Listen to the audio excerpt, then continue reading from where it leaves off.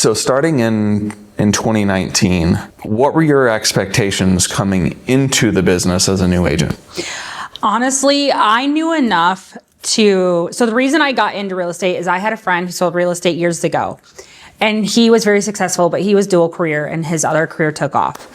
So he had always told me, like, you need to sell real estate, you need to sell real estate. And I was like, I don't want to sell anything.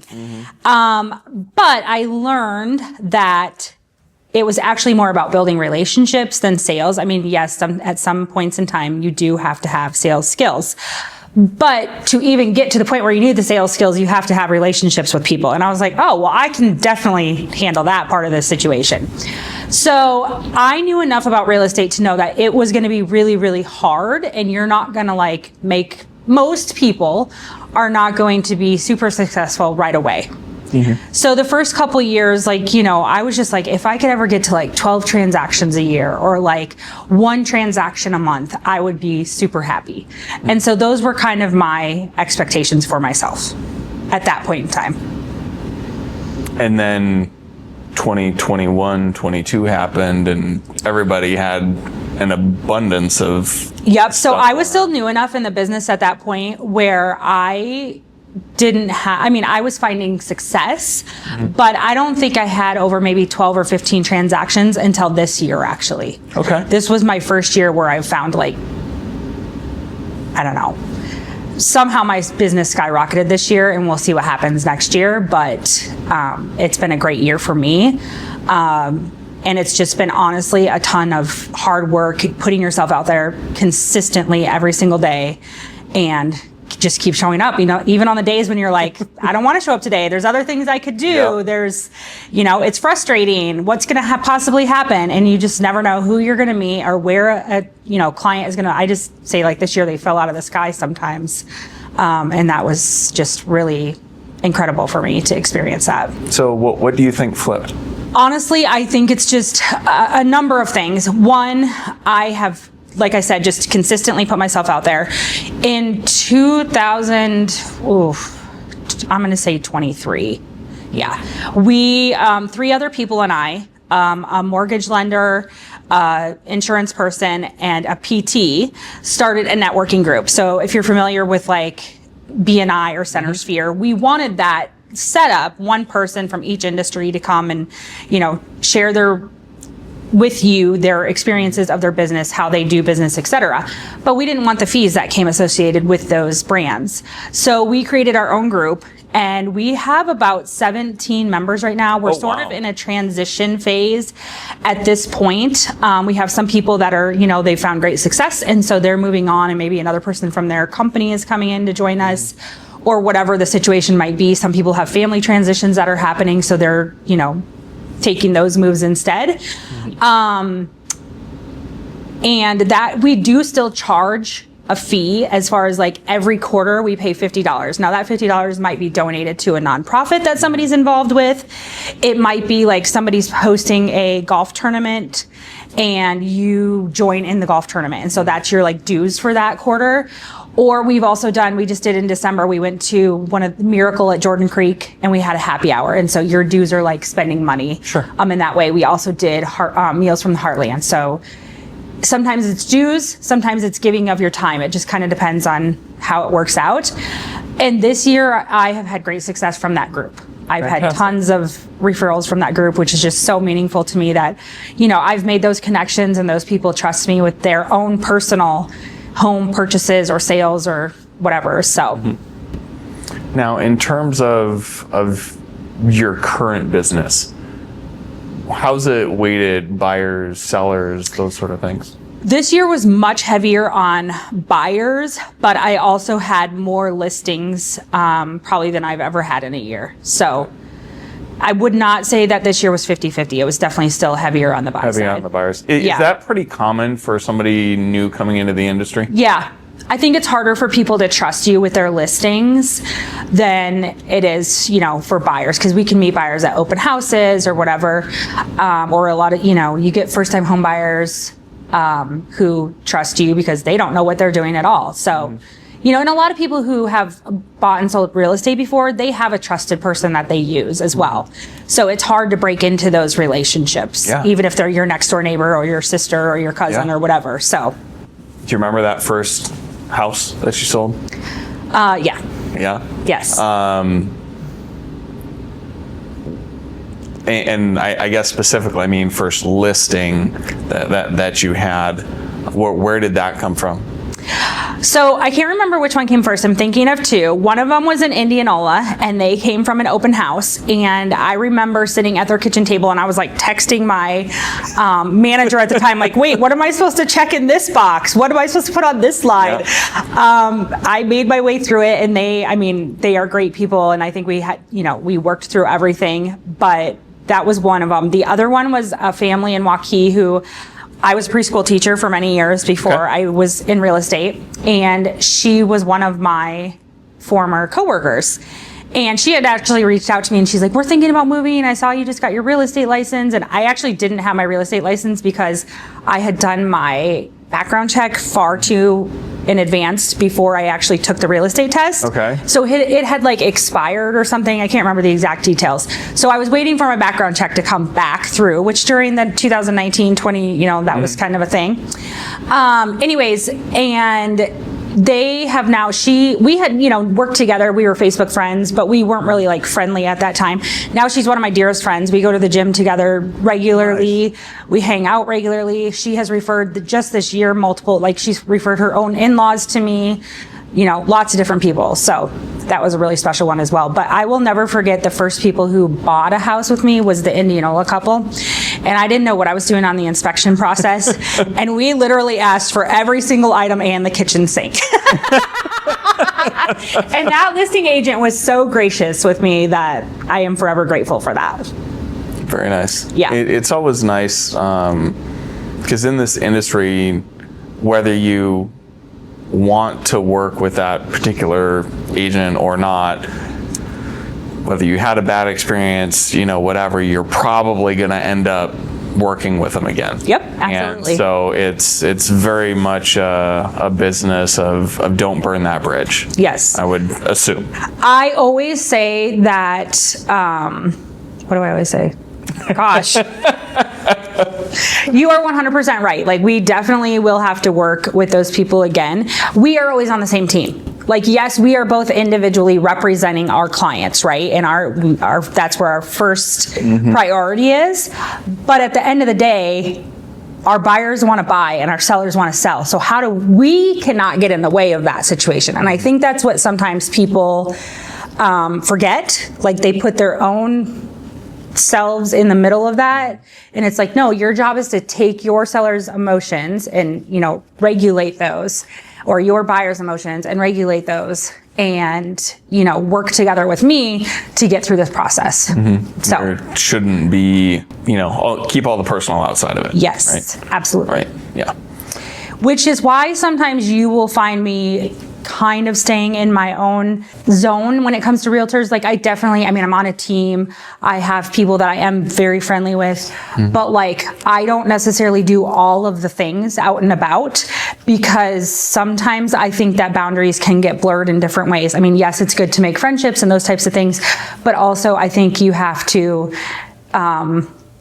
just be careful how that evolves. In terms of your relationships with other realtors and stuff like that? Yes. Okay. I think sometimes and I'm only watching this from afar, but you get involved in too many different ways, and then that can create issues. Create issues or expectations that something might be easy. Yes. Right? Because you're so close, like, hey, let's work together, but then at the end of the day, something happens and it all falls through. Yes. I've had that happen myself in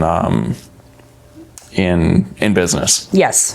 Just because, you were referred to me by this person, and so here, I'm saving you a little bit of money, I'm making some money, let's put this deal together. Yeah. And they went and bought somewhere else. Yep. That's a good way of looking at it. Something that you've seen in real estate in your almost 7 years. Almost 7 years. Okay. I did it again. I was just talking yesterday that whole 6, 7. 6, 7, I know. Comes up. Oh my God.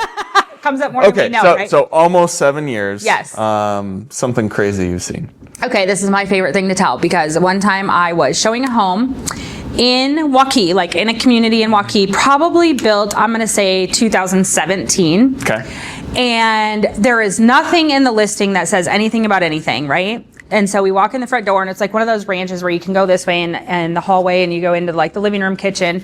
But over here, there's like a couple bedrooms. So we open the one, we go in, I think it's like an office or something. Then we open the next one. There are 2 pigs in kennels in the room. Like full-grown pigs. And then when you go throughout the rest of the house, you realize that they now have like a ramp out the back on the deck so that the pigs can go outside and go and play in the yard. And yeah, it was a very interesting. So full-grown farm, fair. I don't know that they were that big. I think they're like, I don't know what the name is for them, but people do have them as pets and they're not quite as big as like a fair pig. pig. Yeah. Okay. But they were definitely, I mean, a large dog. Sure. For sure. Sure. Fully furnished house. Fully furnished. Very cute furniture. I don't think it even really smelled. Like, I don't remember smelling something as soon as I walked in by any means. I think once you see that, you're like, oh, now do I smell something? I don't know. But yeah, super cute house. Beautiful furnishings. That's funny. When it comes to working with clients and whether I guess both on the buying and selling side, but more so on the selling side because I think there's probably more expectations on the seller from a realtor. Yeah, right? That's true. What are some non-negotiables when working with a client and looking to list a house? Well, whether it be from really even both, some non-negotiables from you, but even non-negotiables from a listing client. So I guess for me, I always tell my clients, and not every realtor agrees with this, and maybe this is because I'm newer to the industry, but I feel like my clients pay me. I mean, obviously my clients do pay me.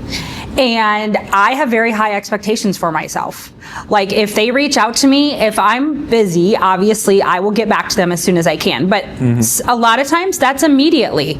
Because if they're asking a question, they're obviously having a conversation or something is going through their head and I want to get back to them in a timely manner. So I personally find communication to be very important. I'm still at the point in my career where I work holidays, I work birthdays, I work nights, I work weekends, all of those things.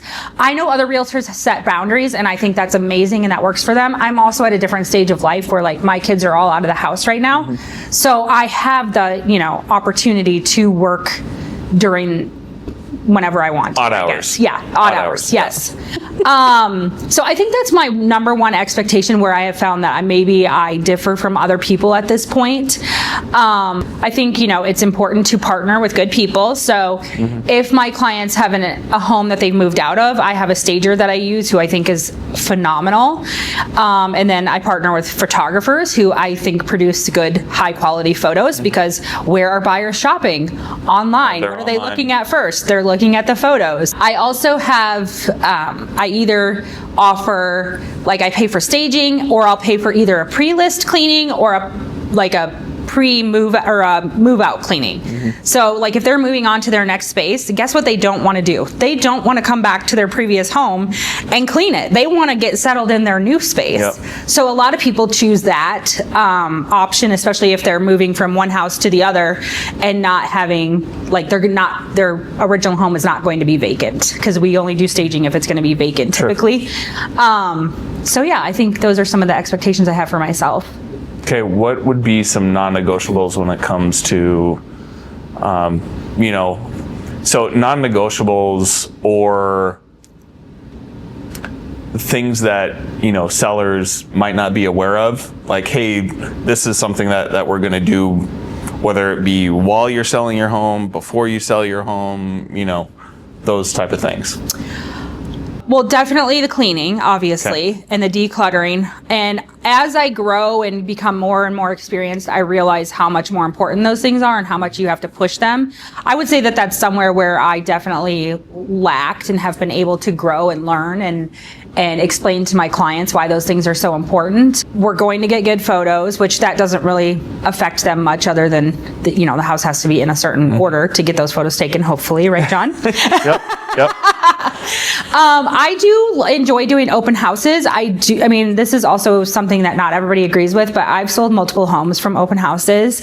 And, whether that's clients that I've met at the open house and they've bought that house, or just they already have another realtor, but they've been through the open house and they decided that this is the house for them. So I do think that open houses are very important. Obviously, I'm not going to tell my clients they have to allow me to do an open house, but I do think they help. One thing that I've, always told the realtors that I work with is if your clients are pushing back on, the decluttering, the cleaning, the vacuuming of the fans, moving the stuff off the counter, put that on me, right? Hey, this is what my photographer expects when they come to the door to shoot your house. He does everything at a very high level and expects that, so, put that on my shoulders. I can take it if there's, some pushback on that. I'll be like, John will not come in if these things are not done. Yes. Before I even look at any of these, are there any questions or thoughts that you have for me about whether it be media that's being created, social media, anything like that? Well, I guess a couple questions. One, do you have anything new that you're rolling out for 2026? I know you do obviously high quality real estate photos. I know are you still doing videos, agent property introduction videos? Are you still doing those? I know I tried a couple of those once and although I feel like I'm better in front of the camera today. So on that note, I remember the first video we did. And it continues to stick in the back of my mind. And your the presence on in front of the camera was difficult to get you to relax. Yes. And I know I had a vision in my head of trying to, okay, this is what I'm looking for from you, and it didn't go that way. No. I think of the 15 takes we took of that one shot, I think I used one of the first ones where you maybe were a little more relaxed. Yeah. But one of the things, so property videos are great, and they're for the seller, they're for the agent, but they're also for the community. And one of the things that needs to happen, I think, in real estate videos is the community or the location needs to be brought into play. And so for my clients that have been with me, they will still have access to those very basic generic videos, intro, that sort of thing. But I think to get the most value out of the video and to keep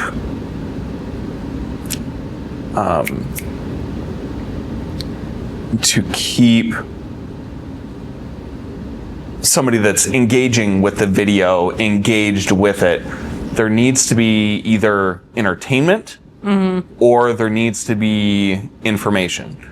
And leaning on the information side, there needs to be talk about the community. There needs to be talk about where it's located, what the lifestyle is going to be, those sort of things. And for that reason, I have put a new product on the website. It costs more per video, but I'm expecting the agent to be on camera. I'm not giving you an option. Yep. We're going to spend more than 10 minutes doing just an intro. We're going to talk through, okay, what is this house? And if there's not a whole lot special about the house, then let's talk about the community. Let's talk about where it's at. We're going to plan to be in different locations, talking about some of the benefits of that house and where it's located, because then that video lasts time. Yep. Right? Absolutely. It's not just, okay, well, this realtor is listing this house and only this house. Well, now when a client's searching YouTube, or they're searching living in Waukee. Right. What can I do in Waukee? There is, now that video can show up and show, well, if you're living in this community, you're going to be close to this, you have access to this. Here are some of the things that you can expect or potentially get involved in when living in this area. Yep. So again, taking that, I don't expect people that are selling $150,000, $200,000 houses to do that. Right. But if they're selling $600,000, $700,000, $800 million homes, let's put some production value into this listing. Let's get out in the community, let's plan out the day, and let's not just be in and out. Yep. So taking the time to get out in the community and forcing myself not only to do those things because that's what is expected in the video, but also bringing that back and putting part of it on the realtor's shoulders. All right, well, you need to prepare for this. Right. Because I'm not going to hand feed you all this stuff. You know, let's not show up unprepared. Yeah, right. and those Where are things that where I'm just going to wing it. Yes, that we should know anyways, right? Exactly. I think that's a great offering, addition to your offerings, because I think that's the way we are seeing things move, even like in our listing descriptions and stuff. It's like sell the lifestyle of the home instead of just like 5 bedrooms, 4 baths, you know. So I think that that's going to be, you're going to find great success with that addition. And I'm already thinking about like different properties that I have coming up that I'm like, how can I incorporate that? I think you did one for me on Broderick this year. We didn't necessarily talk about the community, but you did do some like drone videos of the community and added a little bit of that in. And I've got another one coming up in that same Glen Village area, which has so much to offer, being one of the only communities with pools out in the western suburbs. So I think that's going to be a great addition. Cool. Haven't had much feedback on it because everybody that I've worked with to this point has the experience of all the old stuff. Yeah. Right. And I might scare somebody away with the pricing on it, but again, it's probably not going to be targeted to the, you know, $150,000, $200,000, $250,000 homes. It's available there if somebody wants to spend the money doing it. But and I have it tiered just like my photos are. Yeah. So there's that. Is there anything that you would like to see? I think that exactly what you just said is kind of exactly what I was thinking we needed to sort of add in, is add more of that, like encompassing the entire lifestyle and community of the home and not just the basics, the bare, you know, minimum basics. Yeah. So much of what I do and the relationship that, you know, that I have with somebody that's going the extra mile, doing the video, those sort of things is, okay, well, this is still the real estate industry. I have to get, I need that stuff back. Yes. Right? I need it back quickly. And putting the expectation out there, I don't have a format for each video. Right. Every video is custom done. A lot of times I'm getting asked by realtors, well, I saw this, can you do this? Well, it's not something that I have figured, I can figure it out, right, but I'm gonna have to go research it, test it. Did I get it right? Okay, do I have to spend money to do it? Right. Right? Is this something that I have to spend money on AI generation? Not just for a single video, but for, you know, continued use. And so by adding high-end stuff into my offering, I don't necessarily have to book myself solid for 5 days during the week. If I book myself solid on one single listing on one day, I can leave a gap the next day to work on Yes. all that stuff. And it's interesting you mentioned that, because I was talking with another realtor just in this situation, like this. And one of their comments was about helping realtors with the media, the water's really Good thing you're edit. Good thing you know how to I know, edit, right? Just drop the volume out on that one. But being able to, I've also thought about like a retainer model, where I am working with a set number of agents, whether it be 5, 10, 15, 20, whatever it is. Yep. But then I commit to them, okay, you're going to have every Monday, or you're going to have 2 Mondays a month, the first and the third, and somebody else can have the second and the fourth. Yep. And doing something like that, where if they don't have a listing, we're going out and we're creating something, right? We're going out into the town, and it can be a collaborative effort or the realtor's effort. If it's going to be a collaborative effort, then there's going to need to be some back and forth on, hey, here are some ideas, here's, that sort of thing. But really narrowing my focus and working with a select number of realtors, and really being able to plan my time so that I can serve them in a very high way. Right. Because quality, I think, does matter, and people do see it. Absolutely. I think I like a number of things about how you do things. Number one, the way you think outside the box, just that piece right there, right?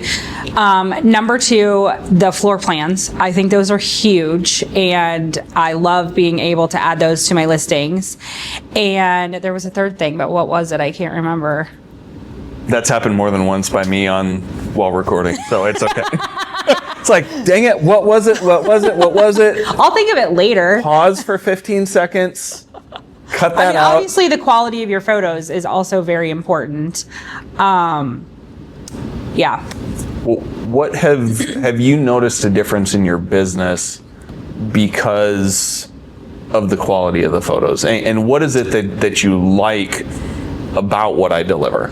I think what I like about what you deliver is that it has a much truer color that comes out in the photos. And you explained that to us one time when you came to our team meeting, what your process is with that.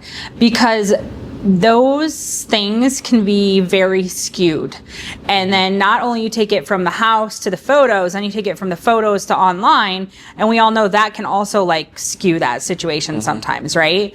So I think that's one of the things I like so well, is that the photos are very clear. I feel like your photos are also not deceiving. I think sometimes photos can be very deceiving as far as, of course, cleanliness can always be hidden, right? But angles, I guess, you're not necessarily shooting from an angle where it tries to make things look bigger than they are. I feel like they're genuine. When you look at real estate media producers, we're all using a wide angle lens, right? And so spaces are generally going to look bigger than they are because we're trying to show space. And if we tried to give a real perspective on what you're seeing, actually in the room, there would be nothing in the photos because we would have to shoot too narrow to actually show what the room is. Right. On the other end, there is a point that's too wide. Yes. Where this space looks huge and it's not necessarily fisheye, but you can definitely get too wide. Yeah. And there's a pretty generally accepted, a range of where somebody should be taking photos at. So as long as it's consistent across the industry and somebody is not shooting really extra wide, then the expectations from property to property, are similar. Yeah. Right? Well, this room looks a lot bigger, but because every room of this size looks bigger in every single photo, we know that it's not just, it's going to be a standard size room. Yeah. Okay, I remember what the third thing was that I enjoy about your business. I truly love the website and the extras that are put together on that package when you can buy like the social media pieces, because it's so easy to go in there. Like you already have how many square feet, all the, basics of the property in there. And we can just share that online, and it makes that process so much easier for us. Maybe right away, if we're trying to get a listing out there as quickly as possible, we have something to go. And then, as that property is on the market for a longer time, then I have the video and photos that I can then create my own social media stuff from there. But in your packages, those things that are in there, those short videos, like reels or, whatever it is, they change as the season changes. So like if your property's still on the market from, Christmas, or let's just say Christmas to spring, it'll go from a Christmas video to a spring video. Just automatically, you just relog back in and it's all done. So I do appreciate that very much. Good. What part of selling or buying a home do clients underestimate the most?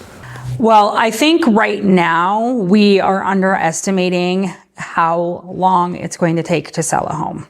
I think that sellers are still under the belief system that, it's going to be a quick process. And that is not necessarily the case right now. Whenever somebody asks me how the market is, I always say it's weird. And that's literally the only word I have for it, because I feel like houses are either selling the first day with multiple offers, or they're sitting there for 30, 60, 90 plus days.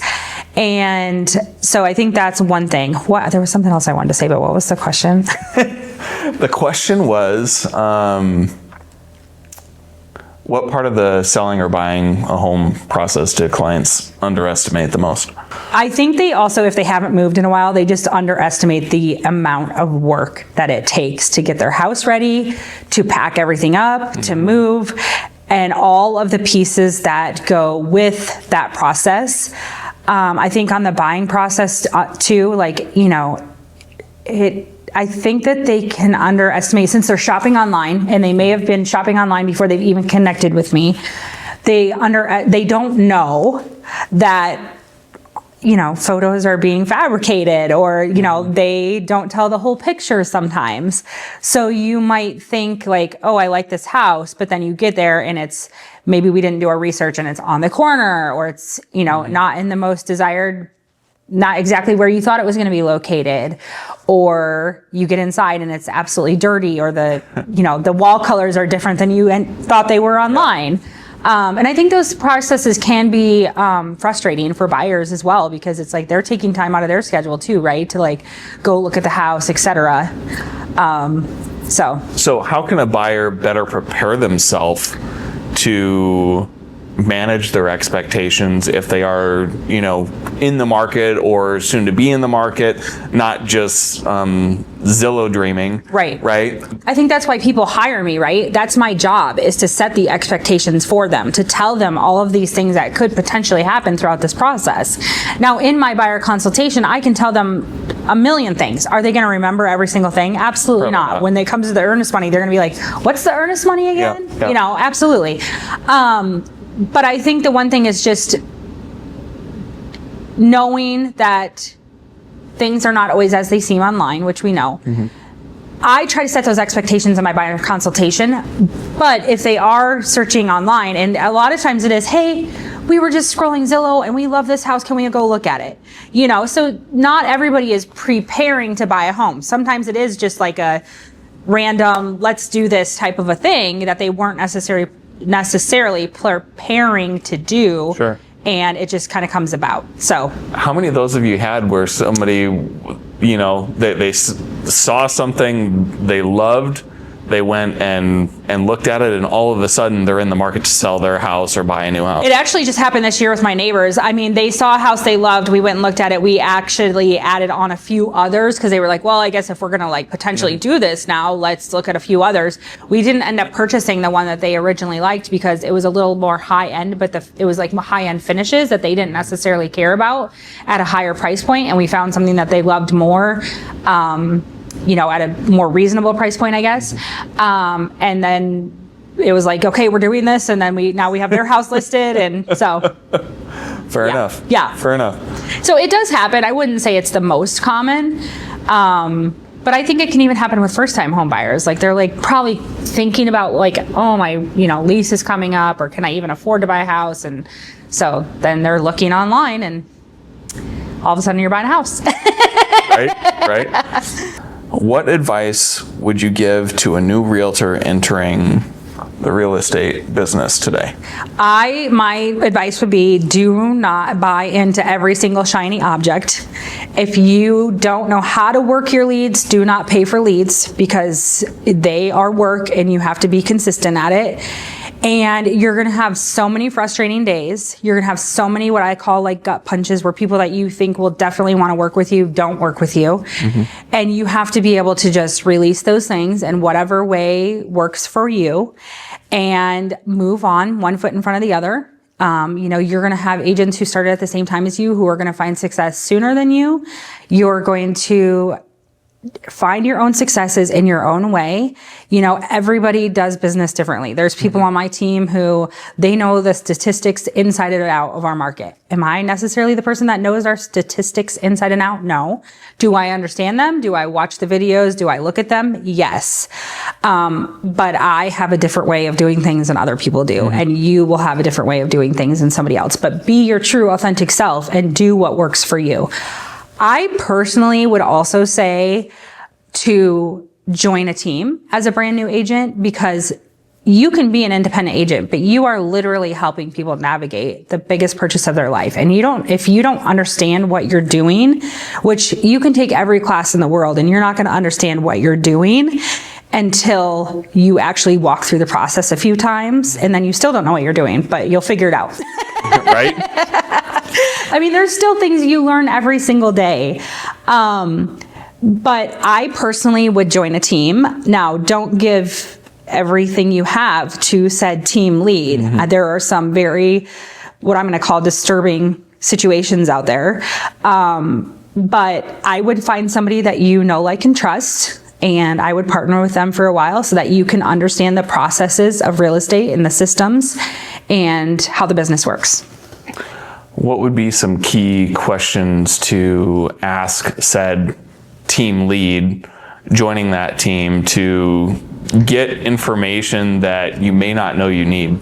My number one question would be, do I have to hand over my entire SOI list, my sphere of influence? Because if I do, then I'm not joining your team. That's my information. Those are my family members, Meaning it would end up in their database. And you wouldn't get it back if you leave.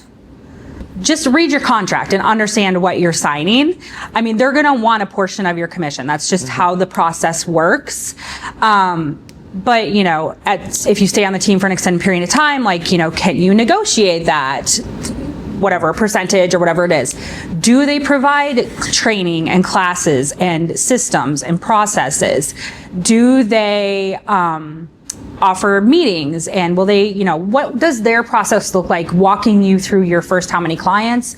Maybe leads are important to you. I mean, they're probably going to take a higher percentage of your compensation if they offer you leads, but they're paying for those leads. So that's, to be expected. But I would definitely ask about your contact list and how does that look. Okay. Well, fantastic. Yeah. Anything additional that you have for me?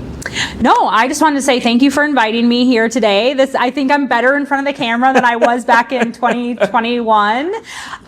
So I'm looking forward to working with you some more this year and hopefully on some bigger projects. And I appreciate everything that you do and how you are, putting yourself out there and advancing your skills and investing in your profession as well, because I think that that's so important. So thank you. Thank you. Yes.